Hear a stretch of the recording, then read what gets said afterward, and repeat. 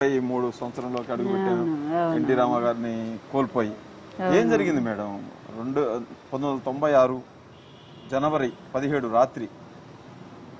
అసలు ఆ రోజు నిజంగా ఆ ఒక్క రోజు ప్రజలకి ప్రతి ఒక్కళ్ళకి తెలియాలనే తపంతోనే ఇన్ని సంవత్సరాలు నేను బ్రతుకున్నానేమో. లేకపోతే ఏం జీవితం చెప్పండి.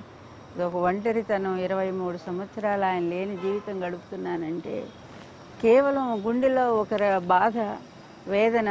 ఆయన కన్నీళ్లు చూసిన దాన్ని, ఆయన వేదన చూసి ఏడ్చిన దాన్ని, ఆయనకు న్యాయం జరిపించమని దేవుళ్ళని వేడుకున్న దాన్ని, చివరికి కుటుంబ సభ్యులు కూడా ఆయనకు అన్యాయం చేస్తే ఎవరికి చెప్పుకోవాలి ఈ బాధ అని. అయినా ఎప్పటికైనా ప్రజలు తెలుసుకోపోతారా? అప్పటి మీడియా ఇప్పుడు కాదు కదా. ఇప్పుడున్న మీడియా ద్వారా ప్రజలకు విస్తృతంగా చేరాలి అనే ఒక బాధతో నేను ప్రతి ఒక్కళ్ళు కూడా 17వ తారీఖు ఏం జరిగిందనే తెలుసుకోవాలి. అంతకుముందే ఆయన సెప్టెంబర్ 1వ తారీఖు ఆయన ప్రమాణ స్వీకారం చేశాడు చంద్రబాబు నాయుడు. దానికంటే ముందు రోజు ఆగస్టు 30వ తారీఖు ఎన్టీఆర్ గారు అపస్మారకం వచ్చి పడిపోయారు. ఎందుకంటే అల్లుడు చేసిన పనికి ఆయన ఎన్టీఆర్ గారు ఆ వానలోనే పాపం జిల్లాల పర్యటనకు వెళ్ళిపోయారు. నాకు ఇంత అన్యాయం చేశాడు చంద్రబాబు నాయుడు చూడండి అని. అయితే ఆ టైంలో ఆ వర్షానికి తడిసి ఆయన బాగా ఫ్లెమ్ చేరిపోయి గుండెల్లో, లంగ్స్లో ఇంకా పూర్తిగా దగ్గుతూ పడిపోయారు కింద. పడిపోతే 30వ తారీఖు మెడ్సిటీ అనుకుంటాను హాస్పిటల్లో చేర్పించడం జరిగింది. ఇక్కడ ఆయన పడిపోయి బాధలో ఉంటే అక్కడ 1వ తారీఖు ఆయన ప్రమాణ స్వీకారానికి విందులు, వినోదాలు, ఎమ్మెల్యేలు ప్రలోభాలు, ఇన్ని రకాల బాణసంచాలు ఏమేమి కావాలనేటువంటి ఆ పనుల్లో వాళ్ళు తీరిక లేకుండా ఉన్నారు. సరే, ఈ కరెక్ట్గా 17వ తారీఖు జనవరి 17వ తారీఖు అంటే పండగ వెళ్ళిపోయినాక అప్పుడు దేవినేని నెహ్రూ విజయవాడ నుంచి వచ్చారు. వస్తా ఆయన ఎన్టీఆర్కి చేపల కూర కూడా వండుకొని వచ్చారు. అయితే ఇద్దరు కూర్చొని ఆఫీసులో మాట్లాడుకున్నారు. లెక్కలు వేసుకొని సుమారుగా 20-30 లక్షలు ఎంత అవుతుందని అనుకున్నారు. అప్పటి వరకు ఎన్టీఆర్ గారి పేరుతో బ్యాంక్ ఆఫ్ బరోడాలో ఖాతాలు ఉన్నాయి. అంటే మెంబర్షిప్లో పార్టీ మనీ, అది మెంబర్షిప్ ద్వారా వచ్చినటువంటి మనీ 2 crores ఎంతో, ఇంకా ఎంత ఉందో కూడా నాకు అంత ఐడియా లేదు. అయితే వెంటనే ఎన్టీఆర్ గారు చెక్కు రాసి 10 లక్షలు ఎంతో 20 లక్షలు తీసుకురమ్మని చెప్పి పంపించారు. పంపిస్తే ఆ బ్యాంకు వాళ్ళ ద్వారా మరి ఎట్లా తెలిసింది చంద్రబాబు నాయుడు అప్పుడు ముఖ్యమంత్రి అయ్యాడు కదా, అతను అనుచరులు అన్ని చోట్ల ఉన్నారు, మా ఇంట్లో కూడా ఉన్నారు, మా చుట్టూ కూడా పెట్టాడు. సరే, వెంటనే అతను ఎమర్జెన్సీ మోషన్ మూవ్ చేసి హైకోర్టులో అతను ప్రభాకర్ శంకర్ మిశ్రా, మీకు తెలుసు ఎట్లాంటి కథలు ఉన్నాయో కూడా, ఆయన ఎలా మేనేజ్ చేసిందో, ఆయన ద్వారా చేసి ఇది ఎన్టీఆర్ గారికి హక్కు లేదు, ఆ డబ్బు ముట్టుకోవటానికి వీల్లేదు, ఇప్పుడు పార్టీ అధ్యక్షుడిని, తెలుగుదేశం పార్టీ ముఖ్యమంత్రి నేను, అసలు ఎన్టీఆర్ రూపాయి కూడా ఇవ్వటానికి వీల్లేదని చెప్పి స్టే ఆర్డర్ తీసుకొని వచ్చాడు. ఇంతలో లాయర్లు వచ్చి, సార్ ఇక ఆ డబ్బు మీది కాదట, మీకు ఒక్క రూపాయి కూడా రావటానికి వీల్లేదంట, మీ అల్లుడు స్టే ఆర్డర్ తీసుకొచ్చాడని చెప్పారు. ఇక చూడండి, ఆయన కుర్చీలోంచి పడిపోతారేమో అని మాకు భయం వేసింది. ఒక్క ఆవేశంతో ఇలా పైకి లేచారు, కళ్ళు ఎర్రగా అయిపోయినాయి, ఒళ్ళంతా వణిగిపోతూ ఉంది. ఎంత తీవ్రమైన ఆవేశం, మామూలు తిట్లు కాదు అవి, అసలు ఆ పదాలు నేను చెప్పలేను. పార్టీ సభ్యులుగా చేరినటువంటి ఆ డబ్బు మీద కూడా నాకు హక్కు లేదా, నేను వాడుకోకూడదా, ఇక ఈ పార్టీని నేను ఎట్లా నడపాలి, నేను ఎలా జనంలో పోవాలి, నేను ఎలా చేయాలి. ఈ నీచుడు, ఈ దుర్మార్గు మామూలు తిట్లు తిట్టలేదు, అంత తిట్టితే ఆయన నాకేం భయం వేస్తుంది. అసలే ఆయనకి షుగరు, బీపీ, పెరాలిటిక్ స్ట్రోక్ వచ్చింది. మీరంటే చాలు, మాకు ఇంకేం వద్దండి అని చెప్పి ఆయన చెప్తానే ఉన్నారు.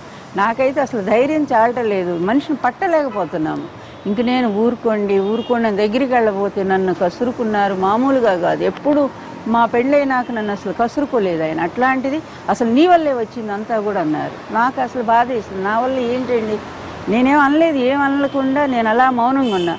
అది ఇక నీ వల్లే మళ్ళీ నేను అతన్ని తీసుకున్నాను, ఇప్పుడు చూడు ఎట్లాంటి పరిస్థితి వచ్చింది. సరే, ఏదైతే జరిగింది జరిగిపోయింది, వదిలేయండి స్వామి, మనం ప్రశాంతంగా ఉందాం, ఈ వయసులో అధికారం వద్దు, పాడు వద్దు, పోనీ మీ అల్లుడే కదా అనుకోండి అట్లాగా అని నేను ఎందుకంటే నచ్చ చెప్పాలి కదా. అట్లా చేసినా కూడా ఆయన అస్సలు వినలేదు. సరే, నాకేంటంటే ప్రతిరోజు మోహన్ రెడ్డి అన్నయ్య వస్తారు మా దగ్గరికి, బివి మోహన్ రెడ్డి, ఆయన బాగా నవ్విస్తూ ఉంటారు, ఎన్టీఆర్ గారికి చాలా ఇష్టం ఆయన వ్యక్తి. సరే, అన్నయ్యకి ఫోన్ చేయించాను నేను.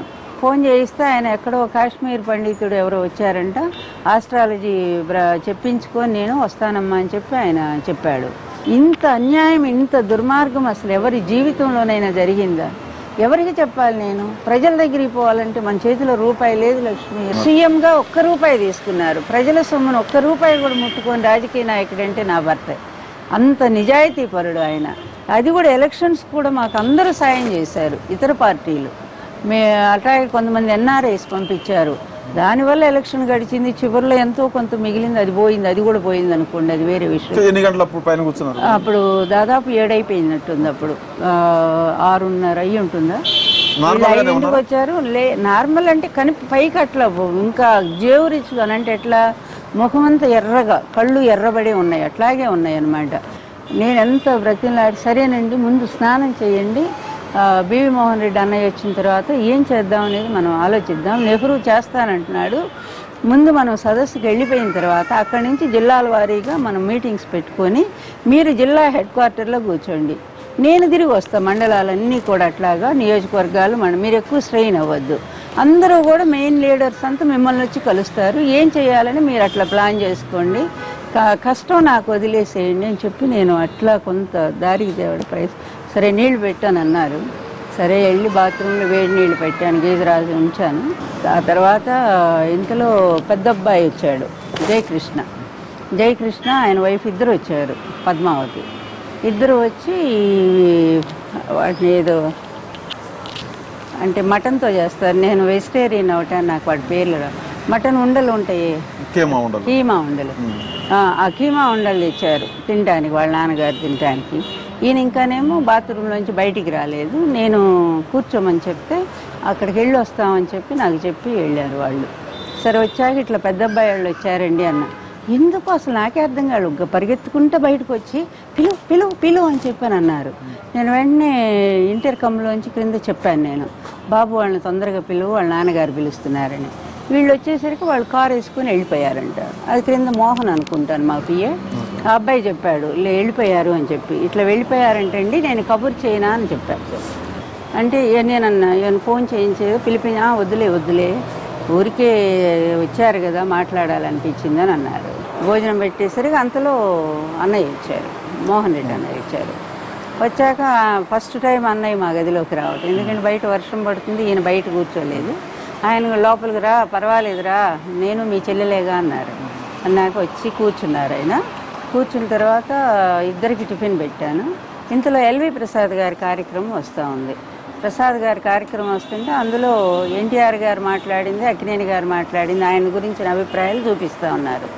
ఏ టీవీ నాకు గుర్తులేదు అది ఇప్పుడు. ఇంతలో తమ్ముడు ఫోన్ చేయి అన్నారు, అంటే అక్కినేని నాగేశ్వరరావు గారికి. సరే వెంటనే ఫోన్ కలిపి ఇచ్చాను నేను. కలిపి ఇచ్చిన తర్వాత అన్నారు, ఏం తమ్ముడు పెదాలని నల్లగా అయిపోయిన, సిగరెట్లు ఎక్కువ తాగుతున్నావా అని అన్నారు. మరి ఆయన చివరి రోజు అంటే ఆయన ఏం చెప్పారో తెలియదు, ఆరోగ్యం పాడైపోద్ది జాగ్రత్త అని అన్నారు. అస్సలు మందు స్మోకింగ్ ఆయన అంటే బిగినింగ్లో స్మోకింగ్ చేసేవారు, సినిమాల్లోకి వచ్చాక మానేశారు. మందు మాత్రం ఎప్పుడు ముట్టుకోలేదు ఆయన. కాసేపు ఇదే మాట్లాడు పడుకుంటానన్నారు ఈయన. సరే మంచం వేసి పడుకున్న తర్వాత కాళ్ళు ఒత్తుతూ ఉన్నాను నేను. కాళ్ళు ఒత్తుతూ ఉంటే ఇంతలో క్రింద నుంచి మాకు ఇంటర్కమ్లో నుంచి ఫోను, ఎవరు రామానాయుడు గారు వచ్చారు. రామానాయుడు గారు వచ్చేటప్పుడు 9:30, 10 అయిందేమో మధ్యలో, 9:30, 10 మధ్యలో. సరే ఈయన వెళ్ళారు. వెళ్ళి క్రింద ఎందుకు వెళ్ళారు నాకు తెలియదు, నాకు బాగాలేదు ఆ రోజు, నడుము నొప్పులతో విపరీతంగా బాధపడుతున్నాను నన్ను. సరే నేను పడుకొని ఉన్నాను అట్లాగా. తర్వాత కొంచెంసేపు పైన క్రింద నుంచి లక్ష్మి టీ పంపించమని చెప్పి నాకు పంపించారు. సరే నేను వెంటనే మళ్ళీ వాళ్ళకి నేను వెళ్ళలేక సర్వెంట్కి చెప్పి టీ పంపించమని చెప్పాను. నేను అట్లా పడుకుని కాసేపటికి వచ్చారు. వచ్చి అన్నారు, నేను అనుకున్నది వచ్చింది లక్ష్మి అన్నారు. ఏంటి స్వామి ఏమొచ్చింది అన్నా. అదే క్యాసెట్ తీసుకొచ్చారు రామానాయుడు గారు, జామాత దశమ గారు క్యాసెట్ ఆయనే చేయించారు, రామానాయుడు గారు చేయించారు.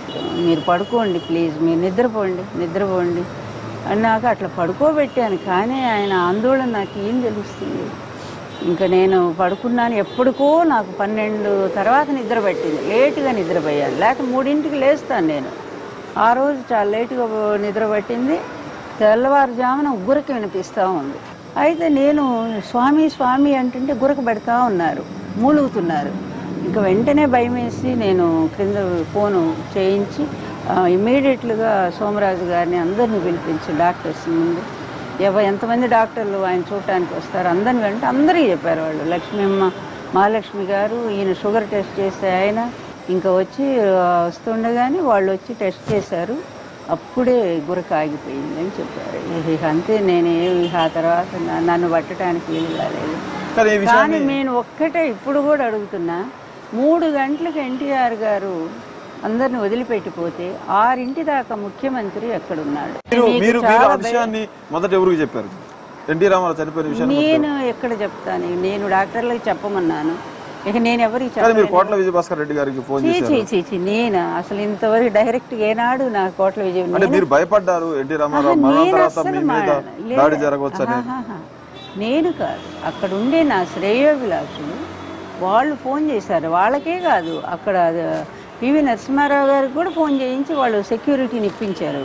అక్కడ నామె ఉంటారు కదా. మీకు అనిపించలేదా వాళ్ళ సంతానానికి తెలియజేయాలి, హరికృష్ణకి, బాలకృష్ణకి, లేకపోతే జయకృష్ణకి వీళ్ళ చెప్పాలని, లేకపోతే అల్లుడుగా ఉన్న చంద్రబాబు చెప్పాలి? మీరు ఒక భార్య పరిస్థితిని మీరు అర్థం చేసుకుంటే ఈ మాట నేను మాట్లాడరేమో మీరు. ఎందుకంటే వాళ్ళ డ్యూటీ వాళ్ళు చేస్తున్నారు. ఆఫీస్లో ఉన్న వాళ్ళు అందరికీ తెలియజేశారు. అంటే మీరు కుటుంబంలో భాగం కాబట్టి నా భర్తని ఆ పరిస్థితుల్లో నేను ఫోన్ల దగ్గర కూర్చొని ఫోన్లు చెప్పించాలి అందరికీ. చెప్పించడం అంటే నేను చెప్పే ముందు ఫస్ట్ ఎవరు అవసరం? డాక్టర్లు వచ్చిన తర్వాత వాళ్ళందరికీ చెప్పేశారు. కుడి ఏడంగా అందరూ వచ్చేసారు. దాదాపు 3:30 కల్లా అందరూ ఉన్నారు కదా. 4 వచ్చారు. ఇక ఆ టైంలో మనం 3 అనుకున్నాను నేను, ఎందుకంటే 3 లేస్తారు ఆయన అలవాటు. ఆ తర్వాత ఇక వచ్చారు. కానీ అందరికంటే ఆఖరిగా 6 గంటలకు వచ్చింది ముఖ్యమంత్రి.